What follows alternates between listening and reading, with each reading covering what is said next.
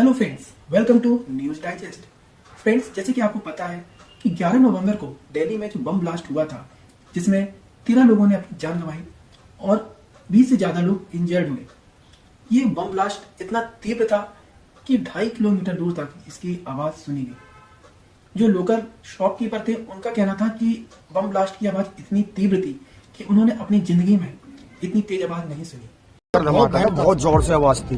ऐसी आवाज हमने पहले नहीं सुनी।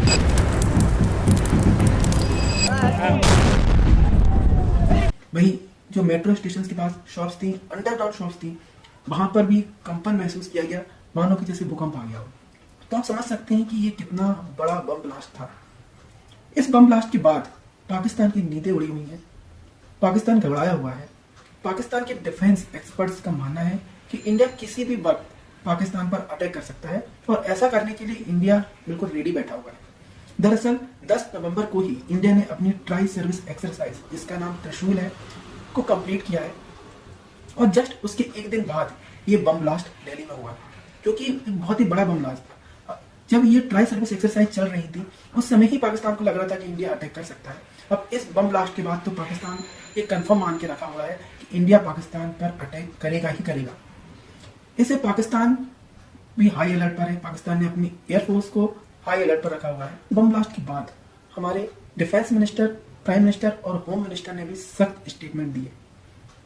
हमारे डिफेंस मिनिस्टर ने कहा कि हमारी इन्वेस्टिगेशन यूनिट इस अटैक को बहुत ही अटमोस्ट सीरियसनेस के साथ इन्वेस्टिगेट कर रही है और जो भी इस अटैक के पीछे होगा उसको बख्शा नहीं जाएगा।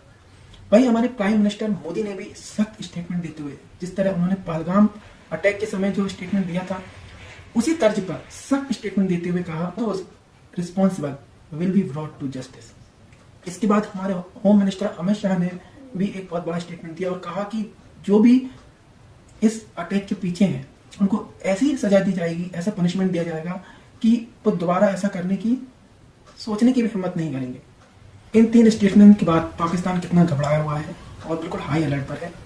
आइए सुनते हैं क्या कहा हमारी प्राइम मिनिस्टर ने।